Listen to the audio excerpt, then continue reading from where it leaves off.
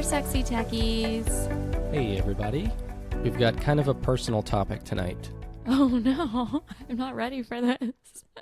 We're going to be taking people into the bedroom. Wait, what? We're going to be talking about something that we used to do a lot more of. We haven't done as much of it in the last 7.5 years or so since we had kids. Get your head out of the gutter. I'm talking about sleep. Oh. At first I was going to say, I don't know, laundry or cleaning our house, but we don't do that in the bedroom. Yeah, no, true, very true. I don't know the last time I had, the most restful night's sleep. Yeah. We're not alone either. More than 35% of Americans report that they sleep less than 7 hours a night. Okay. And studies show that 7 sounds good to me. most people should get between 7 and 9 hours of sleep a night, but that's but that's 9. also depending on the person. Yeah. But that's also good sleep. So you can report that you get 7 hours of sleep a night, but you're tossing and turning, and you're not actually sleeping. Right. True. I know. And the data shows that this has been getting worse over the last couple of decades. Really? Yeah. And as it's getting worse, there's some pretty bad effects that are coming from it. So sleeping 6 hours a night or fewer results in a 13% higher mortality rate. Okay. I've heard that. Less sleep, you'll die sooner. Yeah. Sleep is good for us. Yes, I know. We should do more of it. Right. And it's 6 good hours too. I don't know how they calculate this at all, but they say that a lack of sleep causes U.S. businesses over $400 billion a year. Wow. I'm guessing in productivity loss and things like that. Yeah, I wonder if they surveyed how much time people slept and then what their productivity was during the day. Yeah. And the global sleep aid market, which we're going to be talking about today, was $78 billion last year. I believe that. Everybody needs some sort of help getting a better night's rest. So just some of the medical issues that are caused by not getting enough sleep include, 1, it decreases our short-term memory and ability to concentrate. Okay. So that's not good. Yeah. That's not good for our employers or ourselves and our families. It increases our likelihood of cardiovascular issues. Oh, okay. Along with dementia, diabetes, cancer, and weight gain. Wow. That just underscores the importance of getting a healthy night's sleep. I hope some of the sleep aids you talk about have something to do with children. I don't know if we can help you there, but if you had to guess, what are some of the causes of people not sleeping as much these days? Well, I have heard that blue light or red light or the light from your phone. Yes. Most people scroll their phones or whatever right before going to bed or watching TV, and whatever that light wave is. Yeah, that's definitely one of them. Is not conducive to sleeping. So some of the causes on the list include, 1, not getting enough sunlight. Oh. So people spend a lot more time indoors. Yeah. Their bodies, it throws off your circadian rhythm. Okay. And so your body doesn't really know when it's time to sleep. And so you end up lying in bed, and you don't get enough sleep. Another you mentioned already, too much artificial light or screen time, especially close to bed. Right. There are things that you can put on your phone that make it warm light if you are going to scroll your phone before bed. That's a good suggestion. That's not even on my list. Okay. Another one related to obesity, as you mentioned, is not getting enough physical activity. If you don't get enough physical activity, you're not, tiring out your body in the right way during the day. Right. You're not as healthy, and you're not going to sleep as well. And the last one is just stress. Okay. Yep. I relate. Yeah. Surprisingly, you think, the more stressed you are, the more tired you get, so the better you're going to sleep, but that's not the way it works. Not, especially if you're a high anxiety, stressed out person, your brain does not stop. Yeah, it doesn't want to shut off. Yeah. Those are the worst nights when you want nothing more than to fall asleep, but you can't stop thinking about things. About the checklist that's going unchecked in your head. That's the worst. And then sometimes I'll just wake up and put notes in my phone so I don't forget. But what that ends up doing is that gives me blue light, and then I can't sleep, and then I wake up and my notes don't make sense. Yeah.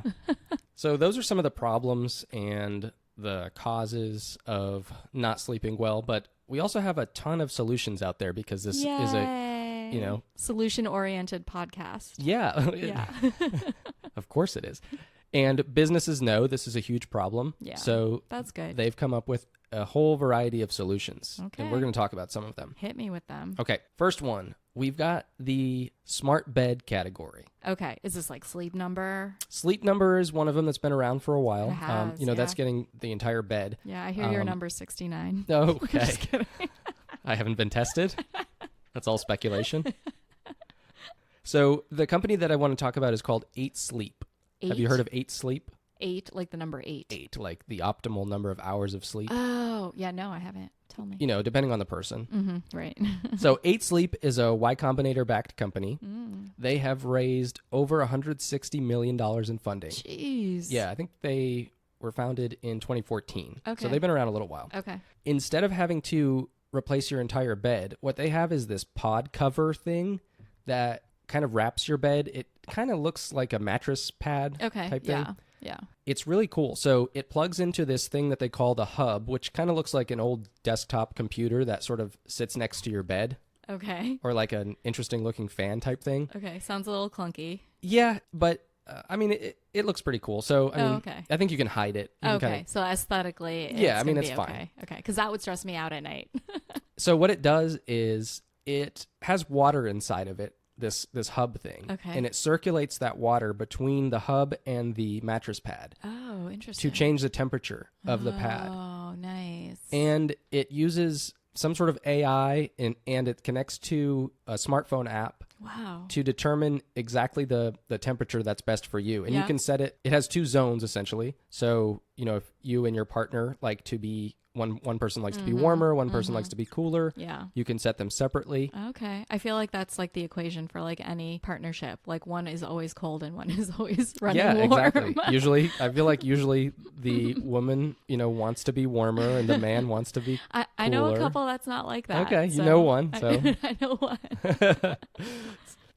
The way that how they describe their product is the pod automatically cools or warms your bed based on your body and environment for perfect sleep every night. That'd be really nice. Yeah. Because sometimes, I run really cold. I like to like be all bundled up when I go to bed, but then I'll find that I wake up in like a hot sweat or like, I need to like put my leg out. Yeah, exactly. But just my leg. I think, and that's sort of you doing what this thing does on its own. Yeah, without having to wake up. I like it. I love it, actually. Yeah. So, like I said, it comes with an app, an iPhone app or Android app. It also has customizable chest vibration and a gradual thermal change to help wake you up gently. Oh. And make you feel more fully refreshed in the morning. Oh, I like that. So that because you're in such a deep sleep, it's not this like, sudden so it can up. become your alarm, but it's a gradual wake up alarm. Oh, everything about this is just so like nurturing. I love it. The one thing that's not as nurturing is the price tag. Oh. Wah, wah. So for a queen size bed, this thing will run you about $2,200. Oh. And for a king, it's about $2,400. Okay. So it's pretty expensive for, it's not a new bed. It's a cover for your bed, but it does a lot. If temperature is really your problem with sleeping, maybe it's worth it. I can say that it says you have to change the water about once every few months. So that's not like an ordeal that you don't have to do it every night or anything like that. Right. So yeah, that's one option. We've got our smart bed category. Okay. Then we've got our wearables. Our Wearables. wearable segment. Interesting, because I would think the less you wear, the more comfortable you are. Yeah, that's probably true. So these are small wearables. Okay. They're things like bracelets, Oh, it's like rings, earrings. watches. Okay. Those sorts of things. So you've got like your Apple Watch and your Fitbit that have been around for a while. And I haven't tried any of these myself, but I did read that, and I do feel this way too. I don't think I would like to sleep with a watch on. And other people are like this too. It's just like you said, while you're sleeping, unless you're used to sleeping with a watch every night, that might be uncomfortable. Right. A bracelet, may or may not feel the same, but a ring, I sleep with my wedding band on every night, and their rings look just like a wedding band. Okay. So the one that I looked at was the OURA Ring. Have you heard of the OURA Ring? I have, but like this was a while ago. So they monitor your sleep by wearing a ring on your finger, and each night you get a score of 1 to 100. 100 being optimal sleep. And it basically tracks how much time you spent in each sleep cycle, and it gives you a ton of data about like how you slept. Okay, but I don't know, like having that retro knowledge, I mean, it can just continue unless you know like what it is that you can help with that, right? Or does it give you that? No, so that's exactly what I read in the reviews. The data is not that actionable. So you get all this data, but it doesn't really tell you what to do. So what I've seen from some of these products, like the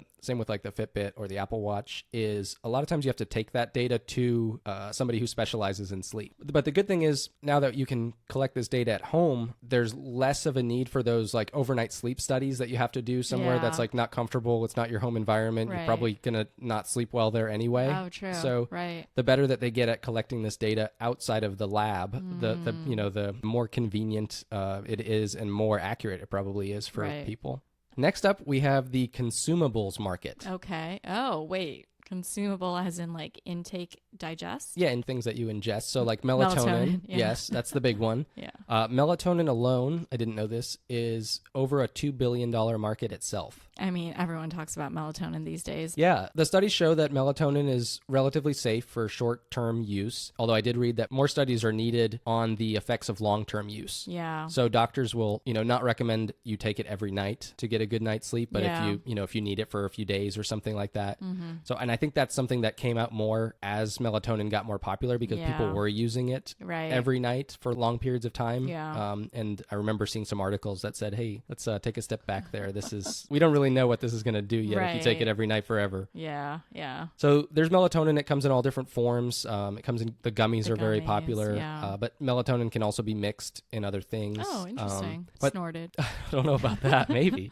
To each their own. So there's also a company that I wanted to talk about called Moon Juice. Moon Juice. This sounds intriguing. So they have something called Dream Dust. Oh my gosh, this sounds like the we're Moon all high. Juice Dream Dust. Oh goodness. Takes you right back to the 70s. So what you do is it's basically like a powder. You put it in your cup and you can mix it with hot water or milk. Okay, like a bedtime tea. Yeah, basically. And it has all natural ingredients. Most of them I can't pronounce, but it has things like jujube seed powder, chamomile flower extract. Okay, so it's all some natural. Other stuff. Yeah, it's all natural. It doesn't look like there's any melatonin in this one, but there's a whole category of these products. This one's called a juice, but products and things that you can ingest and are supposed to help you get a better night's sleep. Okay. Well, I mean, sometimes I drink like sleepy time tea. It's just called like bedtime tea, and it's a non-caffeinated tea that helps you, like has lavender and things like that. But for some reason, like this whole like pixie dust moon vibe to it makes it sound like there's something else in there that my tea doesn't have. I mean, it's all natural, but so are some other things. Yeah, seriously.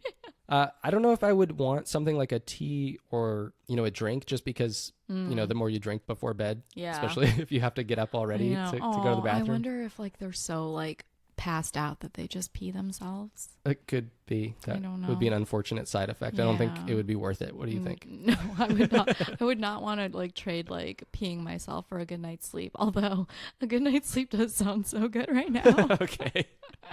All right. And finally, we've got our app category. Okay. So sleep apps. Yep. There's tons of apps out there for helping with tracking your sleep and meditation. Oh, nice. Yep. I love that. I had no idea how much money some of these apps were making or had raised to get their products out there. So have you heard of Calm, the Calm app or the Headspace app? Yes. Okay, so those are two meditation apps. Calm has raised over $200 million in VC funding. Wow. Headspace has raised over $300 million in VC funding. I can see that because I know I'm very familiar with Headspace. Well, that's just the money they've raised. So Calm has, from the data that I was able to find, over 4 million paid subscribers, and Headspace has at least 2 million paid subscribers. Wow. So it's a very competitive market, though. There are tons of apps out there for both meditation and sleep tracking. But there's one really interesting one that I wanted to bring up. It just launched in July. Okay. I haven't used it yet. It is the Pokemon Sleep app. So I read about it recently.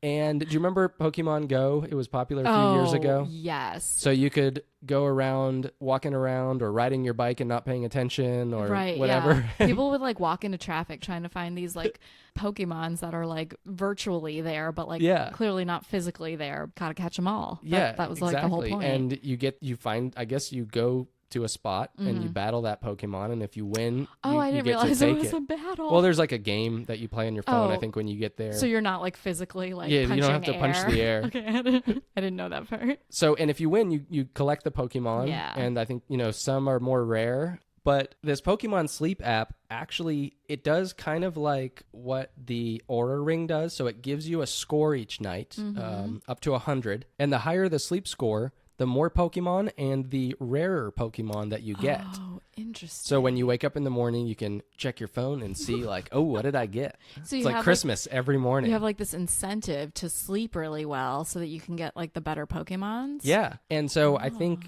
parents could use this with their kids, especially, kids, teenagers, whatever, that have their phones. Yes. All you have to do is put it down next to your pillow on your bed when you go to sleep. Oh, wow. And it tracks these different things, like how long you were sleeping and stuff like that. How does it know? Just from like pillow movement? Yeah, just your pillow and bed movement. Wow. And obviously if you pick up the phone, it could be pretty jarring for the thing. So, it can tell, one, the kid wants to hopefully collect these Pokemon if that's their thing. Parents can be like, hey, I know you woke up last night and you were texting your girlfriend again, weren't you? I had a whole different age demographic in my head when we were talking about Pokemon. But I guess they have to be old enough to have a phone. Yeah. In order to use Which that's happening younger and younger. Right, true.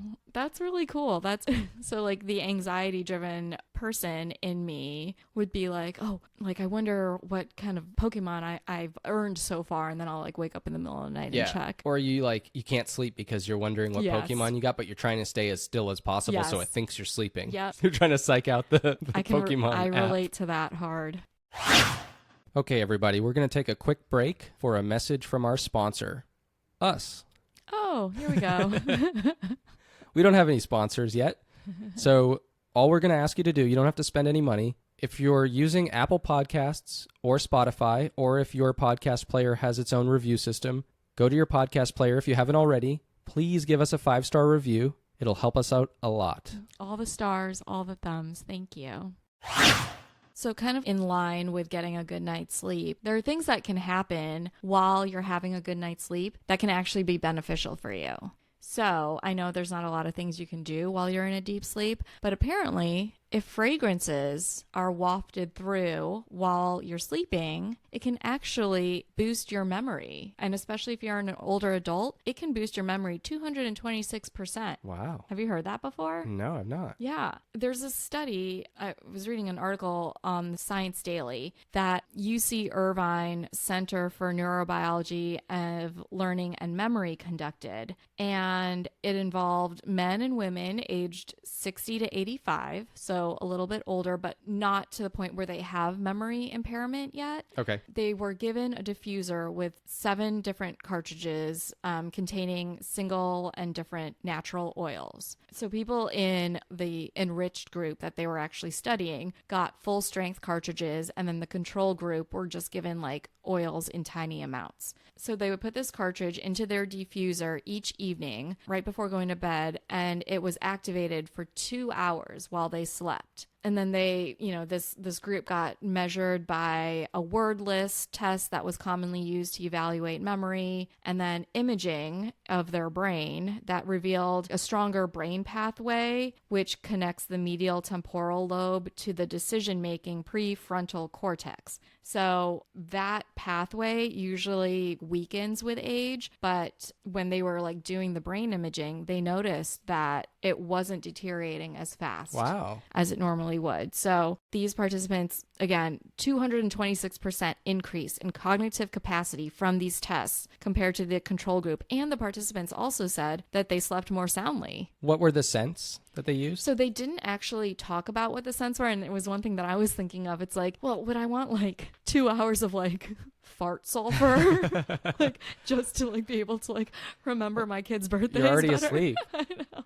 No, I think that would wake me up. But the fact that they did say that they slept more soundly makes me feel like it was calming scents. They didn't actually say what they were, because I do know that there are certain scents that help you to sleep and are more calming, like lavender, chamomile. Yeah, and they have essential oils of those sorts of things. Correct. For sleep, right? Yeah. And then there's other ones, though, essential oils and scents that are more energizing, like peppermint and Right. stuff. So I doubt that it's any of those energizing ones, but this study didn't really say. Okay. How long did the study last? Like, how long were they taking these? It doesn't say, but there's always been this long known tie between smell and memory that, scientists have been trying to kind of work with in order to have people of older age kind of prevent dementia and Alzheimer's. Oh, interesting. So they've known about this it makes sense, because you think about sometimes you'll smell something and it'll trigger a memory. Yes. Probably stronger than any of the other senses. Absolutely. Yes. And one of the things in the article said, like, we've all experienced how powerful scents and aromas are at evoking recollections, even from like a really long time ago. Like, I still remember what the first day of school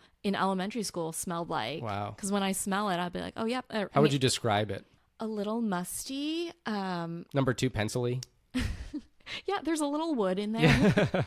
So they know that how strong scents can like evoke things for humans, but unlike losing other senses like your vision or your hearing, where there are aids that you can utilize, like glasses, contacts, hearing aids, there isn't anything that can help your sense of smell if you start to lose it. And your olfactory nerve is something that like starts to go with age as well. Yeah, my great-grandmother, I learned when I was, maybe 12 or something, that she didn't have any sense of smell left. Oh, wow. Yeah, and I didn't know that was a thing. I thought she was messing with me because she was kind of a joker, but she really couldn't smell anything. Oh, wow. Now, did she suffer from dementia or Alzheimer's No, or any of that? No. nothing. Okay, interesting. Yeah. Well, I feel like this study would have said as the olfactory nerves weaken, your memory weakens as well, because it triggers so much of your memory. But so, yeah, because the study has been around for a long time, they used to have kind of ways to try to get elderly folks to do more like smell engagement to keep their memory going, or their brains like continuing to function. But it would consist of like making sure that you open these like canisters every day and like smelling each one. And just like what you would do, like if you had to take a pill every day, like sometimes you forget, or sometimes it's, you don't do it at the right time or whatever. And right. Especially when you have to do this before you develop any signs, right? Right. And it's one of those things where like whoever really thinks that's going to happen to them. Yeah. It's like, I'm already taking all these different pills and, Exactly. Now I have to add this to my routine. Yeah. So this diffuser method is something that they think is like just this non-invasive thing. It happens while you're sleeping for 2 hours. Yeah, and maybe it helps your room to smell a little better anyway. Exactly. I know. It like creates this, and it probably does, and it creates like this environment of calm and sleep that you want anyway. I would do that. Yeah, I just think it's really interesting, because previous research has found that people with moderate dementia who are exposed to up to 40 different odors twice a day over a period of time boosted their memory and language skills, and also erased depression and improved their olfactory capacities. So again, if there was a way to do that without having to think about it, that'd be really great. Honestly, and they were also, the study now has gone into the effects of COVID when people had kind of lost their sense of smell. Right. It didn't really go into like what they were looking into or doing, but how it affects people who had COVID and never regained their sense of smell or fully, which I know some people who have. I lost my sense of smell and taste. It was the weirdest thing. I just felt like I was so out of control of my own body, but I was so glad that I got it back. I mean, I'd love to, maybe we should get a diffuser and start like diffusing some scents into our room, because I'm losing it. I know what to get our parents for Christmas. Ooh, that's a great idea. Except like, do they already have a diffuser? Do they listen to our podcast? And now it's time for our Hot Mom of the Week. Yeah, well, last time I checked, I'm still hot. real hot. I love that theme song. I still can't get over it. I love it. I've been listening to more and more Connor Price. Yeah, it's so catchy. I just love it so much. So we've been talking a lot about sleep and the benefits of a good night's sleep. And one thing that really helps with that is a calm and comfortable room environment, right? That's what I always say. Yeah. So that's why I chose our Hot Mom of the Week to feature is Angela Rose. So she is a DIY home renovator, and her mantra is stop pinning and start doing. So she helps people who have these ideas for home renovations kind of DIY it themselves, pick up the power tools, you know, not necessarily like hire somebody, but like do it yourself. On her blog, she shared some awesome transformations with different rooms in her house, but especially her bedrooms. And so when I thought about restyling your bedroom and the topic of sleep and, you know, a good bedroom environment, I was like, she's got to be our Hot Mom of the Week. She launched her Instagram account just in 2018, but her goal was to build a business that's bigger than just one platform. So she is on Instagram, TikTok, and she started her own blog where she kind of goes through her DIY journey and puts in some of like her little like personal touches of like her family and things like that. So what I like about her is her story. She actually has like a really cool story that she comes from. So she had worked in communications, marketing, and PR for a few years post-college. I mean, like we all did. We just all had the post-college grind. And then her oldest child was diagnosed with autism. He's on spectrum. So she quit her job to manage his autism therapy. And while they were like in and out of therapy for like 35 hours a week, she would just like sit there, and the way that she would find calm for herself was to stare at these spaces in her house every night and just like dream about what they could be. And so like that was her kind of escape from the stress of, you know, everything that like life had. So she would kind of like erase, you know, the room in her head, redo it, erase it, and redo it. Like that was kind of like her therapy.